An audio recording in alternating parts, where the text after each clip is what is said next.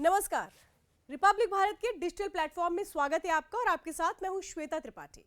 आज हम बात करेंगे भारत की अर्थव्यवस्था किस तरीके से छलांग लगाने वाली है। जी हां, भारत की अर्थव्यवस्था सभी यूरोपीय शक्तियों को पछाड़ देगी। यकीन नहीं हो रहा, आप सोच रहे होंगे कि मौजूदा वक्त में अर्थव्यवस्था की रफ्तार देखते हुए क्या यह मुमकिन है।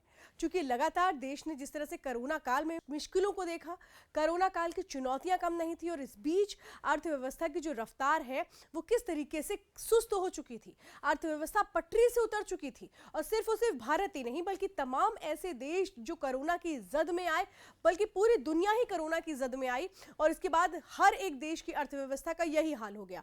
यहां तक कि कोरोना की बाद की जो कई ऐसी योजनाएं हैं जिसको शुरू किया गया ताकि अर्थव्यवस्था को पटरी पर लाया जा पाए, कई ऐसे विकास कार्यों को सरकार की ओर से शुरू किया गया ताकि अर्थव्यवस्था को बूस्ट किया जा सके और उसका जो असर है वो हर तरफ देखने को मिले।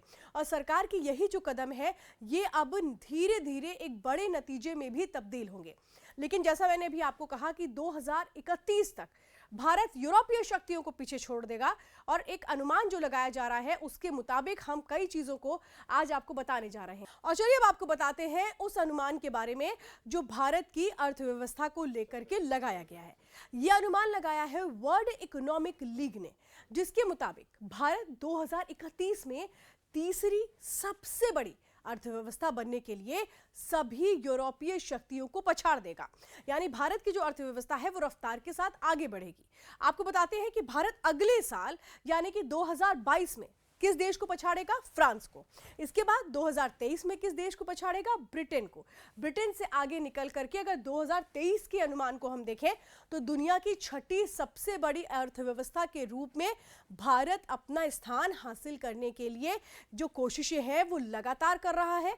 बकायदा वर्ल्ड इकोनॉमिक लीग के मुताबिक 2021 में भारत की प्रति व्यक्ति सकल घरेलू उत्पाद $7,314 है, जो जिसमें अगर हम देखें तो निम्न और मध्यम आय वाले देश के रूप में ही इसे एक तरह से कहें कि वर्गीकृत किया जाता है, कैटेगराइज किया जाता है। 2016 से भारत की ओर से जो कदम उठाए जा रहे हैं उनकी खूब सराहना की गई, चाहे फिर वो डिमोनेटाइजेशन का कदम रहा हो या फिर वो कदम रहा हो किसानों की बेहतरी के लिए।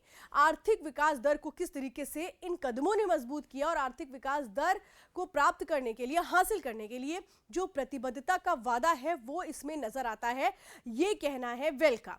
और भारत की विश्व स्तर पर अपनी स्थिति में सुधार अब भारत भी देख रहा है। हालांकि वर्ल्ड इकोनॉमिक लीग के मुताबिक एक बात है जो चिंता बढ़ाती है और वो ये है कि 2021 में भारत के लगातार बढ़ते टीकाकरण अभियान के बावजूद अगर ओमाइक्रॉन ने पैर पसारे तो फिर जो कदम भारत की अर्थव्यवस्था में उठाए जा रहे हैं वो आर्थिक सुधार के लिए एक बड़ा खतरा साबित हो सकते हैं।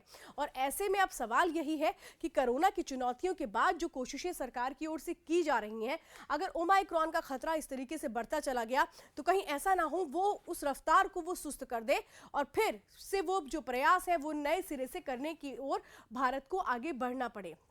तो जो भारत है वो 2031 तक नए आयाम स्थापित करेगा, लेकिन उसके पहले 2022 में वो फ्रांस को पीछे छोड़ेगा तो 2023 में ब्रिटेन को पीछे छोड़ेगा।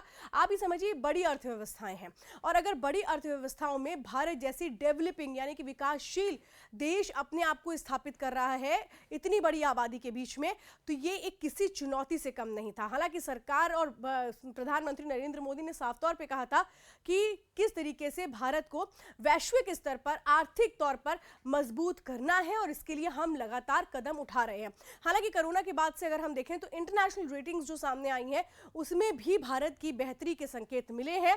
भारत की ओर से जो कोशिशें की गई हैं आम जनमानस के लिए, लोगों की बेहतरी के लिए, लोगों की जीवन स्तर में सुधार के लिए, वो जो भी कदम है वो अपने अब एक तरीके से कहें कि उस रूप में नजर आ रहे हैं जो बेहतरी की तरफ इशारा करते हैं अर्थव्यवस्था की। तो भारत किस तरह से एक नया मुकाम स्थापित करेगा अर्थव्यवस्था की रफ्तार को लेकर 2031 में, इसी को लेकर इस रिपोर्ट में तमाम बातों का जिक्र किया गया।